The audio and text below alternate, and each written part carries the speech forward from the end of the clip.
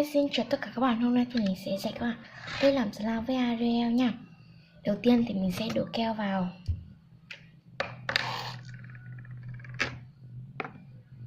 Chúng ta cần có, mình sẽ cắt đoạn này thôi, còn không được. Đây mình đã đổ keo ra rồi.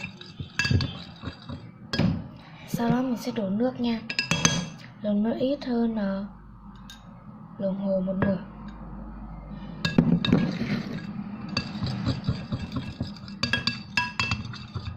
Mình tí nữa mình mới cho màu.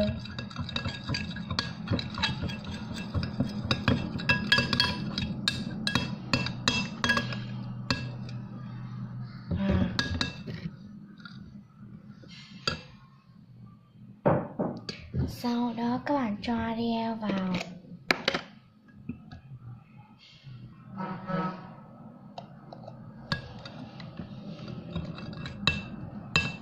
Nó đông đặc lại rồi.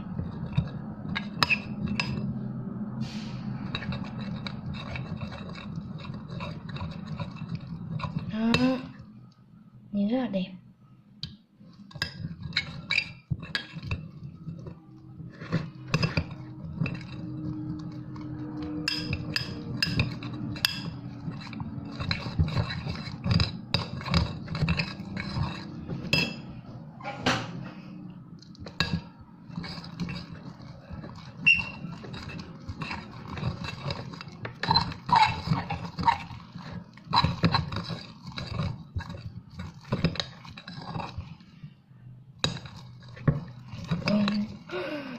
Được cho bá luôn.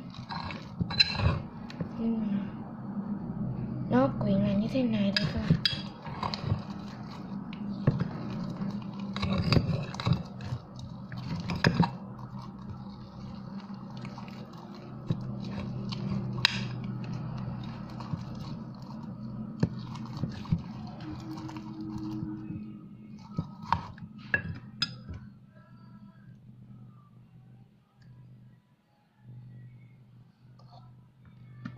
Mình sẽ cho ít Arial bởi vì cho nhiều là nó sẽ đông, cái slime của mình nó sẽ cứng lại và nó không có đẹp nữa.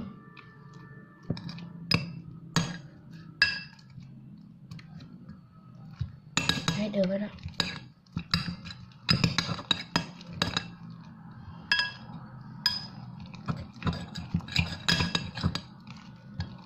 Cảm thấy được rồi đúng không?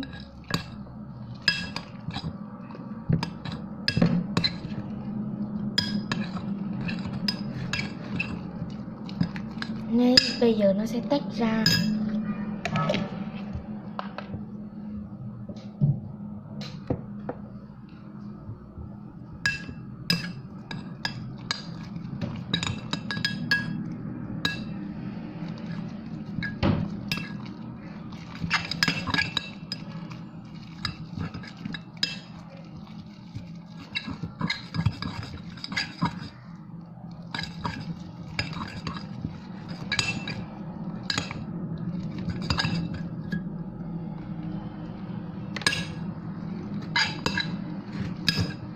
Được rồi.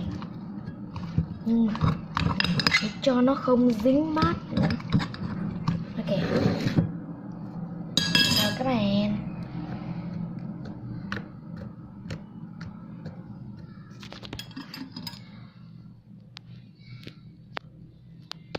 Rất là đẹp luôn.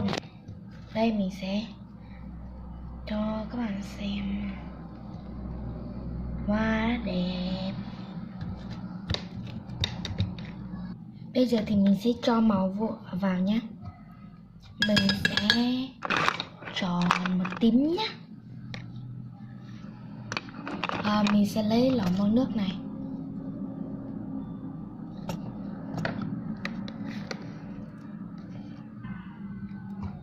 Mình sẽ nhồi cho nó có màu vàng. Mình đã cho một ít màu vàng vào rồi.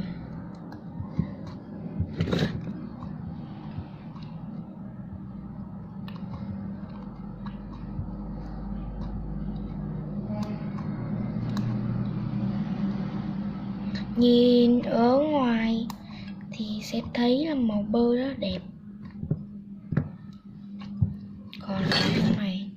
Không biết là có thấy màu vàng không?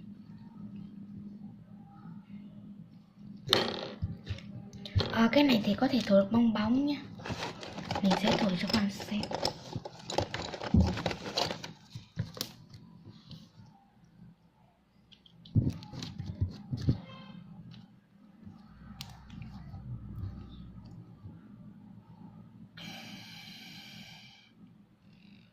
Rất là đẹp, rất to nữa.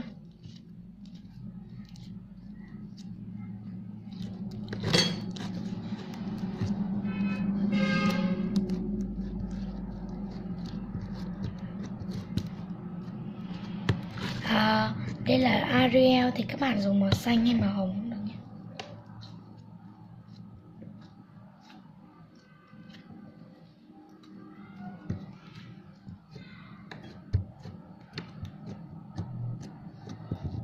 Rồi, dán thì hơn cả rơm miệng luôn các bạn.